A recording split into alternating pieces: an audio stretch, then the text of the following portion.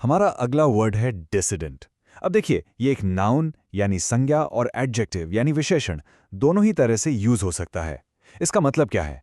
ये एक ऐसे इंसान को कहते हैं जो सरकारी नीतियों यानी ऑफिशियल पॉलिसीज का विरोध करता है, खास करके किसी ऐसी जगह जहां बोलने की आज़ादी कम हो। आसान शब्दों में, ये वो व्यक्ति है जो पावर में बैठे लोगों या उस समय के स्थापित विचारों से अलग सोच रखता है और उसके खिलाफ बोलता है। चलिए इसका एक बहुत ही कॉमन एग्जाम्पल देखते हैं। सेंटेंस है, the political dissident was gelled for speaking out against the governments policies. इसका मतलब हुआ कि उस राजनीतिक विरोधी को जेल में बंद कर दिया गया। क्यों? क्योंकि उसने सरकारी नीतियों के खिलाफ अपनी आवाज उठाई थी। तो आप देख रहे हैं, यहाँ डिसिडेंट वो इंसान है जो पॉलिटिक्स में गवर्नमेंट के खिलाफ खड़ा होता है। लेकिन आप सोच रहे होंगे कि ये शब्द क्या सिर्फ पॉलिटिक्स के लिए है? बिल्कुल नहीं, इसका इस्तेमाल साइंस में भी हो सकता है।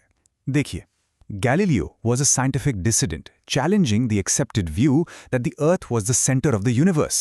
गैलीलियो को एक साइंटिफिक डिसिडेंट यानी एक वैज्ञानिक विरोधी माना गया था। ऐसा इसलिए क्योंकि उन्होंने उस समय की सबसे बड़ी मान्यता को चैलेंज किया था कि धरती ही ब्रह्मांड का केंद्र है। तो कोई भी जो अपनी फील्ड में पुरानी स्थापित सोच के खिलाफ जाता है, वो डिसिडेंट कहला सकता है। और यही बात आर्ट और कल्चर पर भी लागू होती है। For example, the artist's work was considered dissident as it criticized the cultural norms of her time. यहाँ मतलब है कि एक आर्टिस्ट के काम को विरोधी समझा गया क्योंकि वो उस समय के सामाजिक नियमों यानी कल्चरल नॉर्म्स की आलोचना कर रहा था। तो डिसिडेंट वो भी हो सकता है जो अपने काम से समाज के तौर तरीकों को चैलेंज करता है।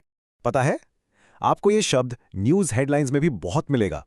जरा इस हेडलाइन पर गौर कीजिए, dissident journalist awarded international prize for bravery.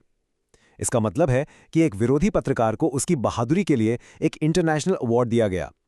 ऐसे जर्नलिस्ट को ब्रेव इसलिए कहते हैं क्योंकि वो सच को सामने लाने के लिए अक्सर सरकारों से या पावरफुल लोगों से टकरा जाते हैं, जिसमें काफी रिस्क होता है। तो अब जब आप इसका मतलब इतने अच्छे से समझ गए हैं, चलिए इसके सिनोनिम्स और एंटोनिम्स यानी समानार्थी और विलोम शब्दों पर एक नजर डालते हैं। इसके सिनोनिम्स हैं प्रोटेस्टर यानी विरोध करने वाला, रेबल जिसे हम विद्रोही कहते हैं, और नॉन कन्फॉर्मिस्ट यानी वो इंसान जो सबकी तरह नहीं चलता। और इसके एंटोनिम्स यानी उल्टे शब्द हैं, कन्फॉर्मिस्ट जो सब नियमों को मानता है, लॉयलिस्ट यानी वफादार, और सपोर्टर मतलब समर्थक। बस आज के लिए इतना ही, मिलते हैं नेक्स्ट वीडियो में। Happy learning, bye bye.